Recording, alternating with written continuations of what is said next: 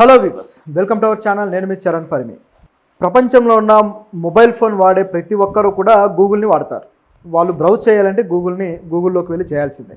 So ఈ క్రమంలో చాలామంది ఎవరైనా సరే గూగుల్లో వాళ్ళకు తెలియని ఏదైనా పదానికి అర్థం తెలుసుకోవాలి అంటే ఆ ట్రాన్స్లేషన్ యాప్లోనే దేంట్లోనో మొత్తానికి సెర్చ్ చేస్తారు. గూగుల్లో చేసినప్పుడు అది ఒక ప్రొనౌన్సియేషన్ అనేది వస్తుంది.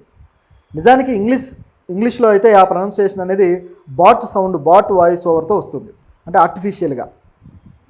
అదే తెలుగుకు సంబంధించి ఏదైనా పదానికి ఒక ప్రొనౌన్సియేషన్ని అడిగితే ఒక మంచి క్యూట్ వాయిస్ ఒకటి వస్తుంది.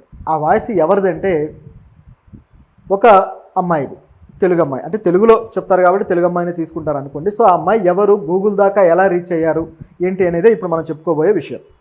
సో ఆవిడ పేరు గ్రీష్మారెడ్డి.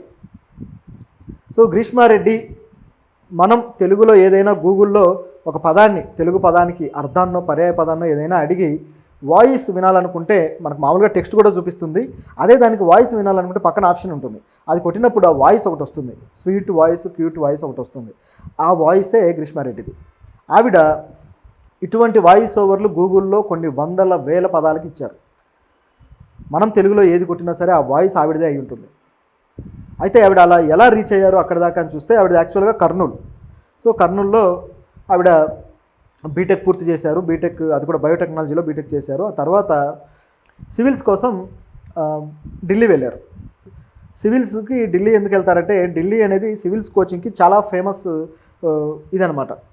మనం ఇంతకుముందు కూడా చూసాం, ఒక సివిల్స్ స్టూడెంట్ ఆ ఢిల్లీ వరదల్లో ఒక స్టూడెంట్ సెల్లర్లో చిక్కుకొని చచ్చిపోవడం, ఇదంతా చూసాం మనం. అంటే ఢిల్లీలో వీధి వీధికి, మన అమీర్పేటలో ఎలాగైతే వీధి వీధికి జావా కోచింగ్ సెంటర్లు ఇవి ఉంటాయో అదేవిధంగా ఢిల్లీలో చాలా చోట్ల సివిల్స్ కోచింగ్ సెంటర్లు ఉంటాయి. అయితే ఇందులో టాప్ సివిల్స్ కోచింగ్ సెంటర్లు ఉన్నాయి, అలాగే నార్మల్ సివిల్స్ కోచింగ్ సెంటర్లు ఉన్నాయి.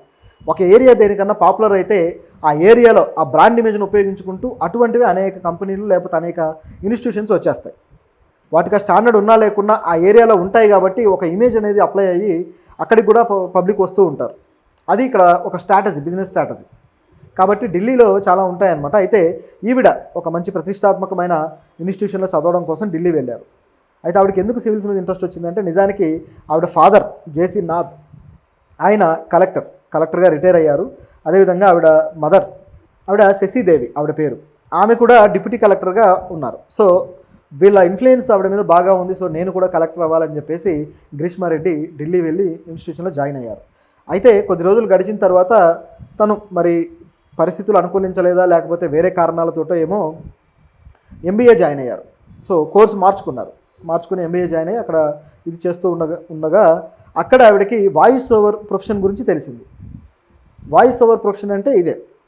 సో ఇటువంటి వాటికి వాయిస్లు ఇవ్వడం, అడ్వర్టైజ్మెంట్ కావచ్చు, అలాగే రకరకాల యాడ్స్కి, అలాగే మ్యూజిక్ ఇండస్ట్రీలో, అదేవిధంగా ఇటువైపు ఏదైతే టెక్నాలజీ ఇండస్ట్రీ ఉందో దీంట్లో, ఇట్లా రకరకాల చోట్ల వాయిస్ ఓవర్లు అనేవి చాలా ప్రాముఖ్యత ఉన్నవి. అయితే దీంట్లో దాని గురించి తెలిసిన తర్వాత అమ్మాయికి ఉత్సాహం వచ్చింది. గ్రీష్మారెడ్డి గారికి చిన్నప్పటి నుంచే ఈ తరహా ఇంట్రెస్ట్ ఉందట. అంటే మ్యూజిక్ అంటే బాగా ఇష్టం, మ్యూజిక్ వింటూ ఉంటాను, పాడుతూ ఉంటాను, అలాగే గలగలా మాట్లాడడం ఇష్టం అని చెప్పేసి ఆవిడ చెప్తున్నారు. సో ఇంత బాగా తన ఇష్టమైన పనిని చేయడానికి ఒక ప్రొఫెషనే ఉంది అని చెప్పి తెలిసిన తర్వాత బాగా మనసు ఉల్లాసంగా, ఉత్సాహంగా ఉరకలెత్తి సరే ఆ ప్రొఫెషన్లో మనం అడుగులు పెడదామని చెప్పి ప్రయత్నిస్తే గూగుల్ నుంచి ఇలాంటి ఒక ఆఫర్ ఉంది అని చెప్పి ఆవిడ తెలిసిన తర్వాత గూగుల్కి ఆవిడ అప్లై చేసుకుంటే మొత్తానికి వాళ్ళు ఇంటర్వ్యూ చేసి ఆమెను సెలెక్ట్ కూడా చేయడం జరిగింది. చేసిన తర్వాత ఆవిడ కొన్ని రోజులు ట్రైనింగ్ కూడా అయింది. ఎందుకంటే అంత ఈజీ కాదలా చెప్పడం.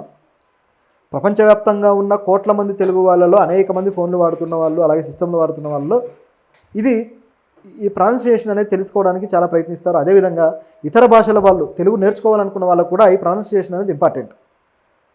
తెలుగు భాషలో చాలా పదాలు ఒక్కోసారి దగ్గర పదాలు కూడా ఉంటాయి. ఒకే పదానికి జస్ట్ ఒక ఒత్తు పొల్లు చిన్నది మారిస్తే అర్థం మారిపోయేంత తేడాలు ఉంటాయి. సో వీటి మీద గతంలో జోక్స్ కూడా ఉండేవి తెలుగులో. సరే, ఇప్పుడు అవన్నీ ఒక ఎత్తు అయితే ఈ విధంగా ఉంటాయి కాబట్టి ప్రతిదీ కూడా క్షుణ్ణంగా పలికి క్షుణ్ణంగా దాన్ని అధ్యయనం చేసి చెప్పాల్సిన పరిస్థితి ఉంటుంది. అలా ఆవిడ కష్టపడి ట్రైన్ అయ్యి ఇప్పుడు కొన్ని వేల పదాలు, వేల సెంటెన్సెస్ ఆవిడ ఇట్లా ఫామ్ చేయడం జరిగింది. అలాగే కొన్ని వందల కథనాలను కూడా ఆ విధంగా రికార్డ్ చేయడం జరిగింది. సో ఇండస్ట్రీలో ఇప్పుడు ఆవిడ చాలా పాపులర్గా ఉన్నారు. నిజానికి గూగుల్ సీఈఓ కూడా మన భారతీయుడే, మనందరికీ తెలిసిందే కదా, సుందర్ పిచాయ్. సో తమిళనాడుకు చెందిన వ్యక్తి, మదురైకి చెందిన వ్యక్తి. సో ఆయన ఆధ్వర్యంలో గూగుల్ టెక్నాలజీ రంగంలో రకరకాల కొత్త పుంతలు తొక్కుతూ వెళ్తుంది. సుందర్ పిచాయ్ ఆధ్వర్యంలోనే గూగుల్ జెమినీ అని చెప్పేసి ఈ ఆర్టిఫిషియల్ ఇంటెలిజెన్స్ బ్రౌజర్ని కూడా తీసుకురావడం జరిగింది, ఆ టూల్ని.